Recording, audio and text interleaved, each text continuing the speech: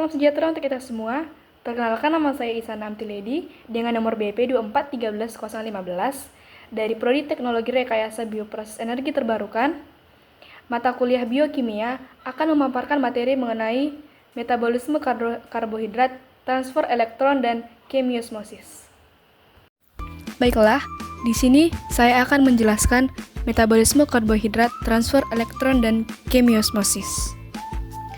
Metabolisme karbohidrat adalah keseluruhan proses biokimia yang terjadi dalam tubuh makhluk hidup untuk mengolah karbohidrat. Proses ini mencakup dua jalur utama yang saling terkait dan saling berlawanan. Yaitu yang pertama adalah katabolisme atau penguraian.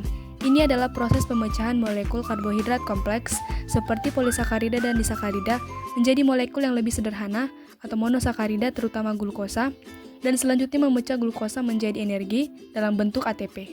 Tujuan utama katabolisme adalah untuk menghasilkan energi yang dibutuhkan sel untuk menjalankan sebagai fungsi kehidupannya, seperti bergerak, berpikir, dan mempertahankan suhu tubuh.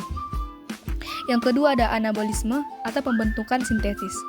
Ini adalah proses pembentukan molekul karbohidrat yang lebih kompleks dari molekul yang lebih sederhana. Contohnya anabolisme karbohidrat adalah pembentukan glikolen dari glukosa untuk disimpan sebagai cadangan energi dari hati dan otot, atau pembentukan glukosa dari sumber non-karbohidrat. Ketika asupan karbohidrat terbatas, anabolisme membutuhkan energi yang biasanya berasal dari proses katabolisme. Tahapan utama metabolisme karbohidrat yaitu glikolisis, oksidasi pirufat atau dekaboroksid oksidatif, dan siklus Krebs atau siklus asam sitrat.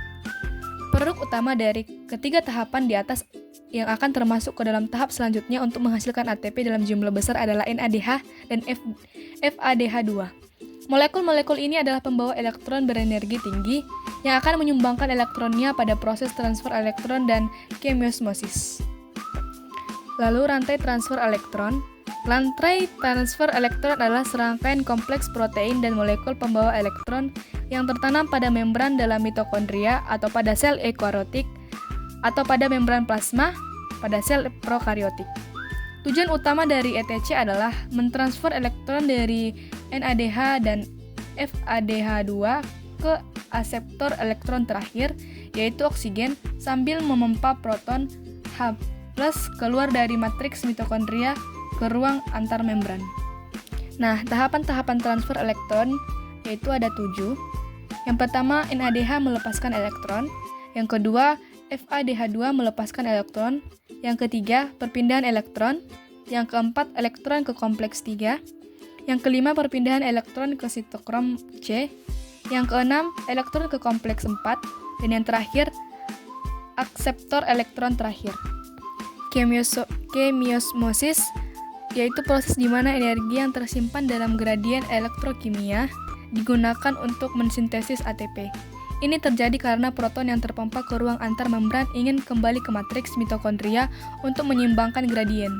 Namun, membran dalam mitokondria relatif tidak permeabel terhadap proton, kecuali melalui saluran khusus yang disebut ATP sintase. Mekanisme kemiosmosis itu adalah aliran proton melalui ATP sintase, rotasi ATP sintase, dan sintetis ATP. Jadi, peran penting kemiosmosis adalah mekanisme utama pembentukan sebagian besar ATP dalam respirasi seluler. Tanpa gradien proton yang dihasilkan oleh rantai transfer elektron, sintetis ATP oleh ATP sintase tidak akan terjadi secara efisien.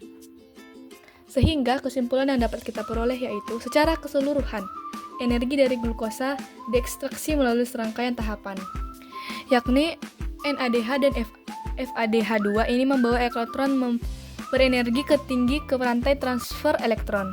Pada ETC, energi dari elektron digunakan untuk membangun gradien proton atau gaya gerak proton. Dan kemiosmosis menggunakan energi gradien proton ini untuk menggerakkan ATP sintase.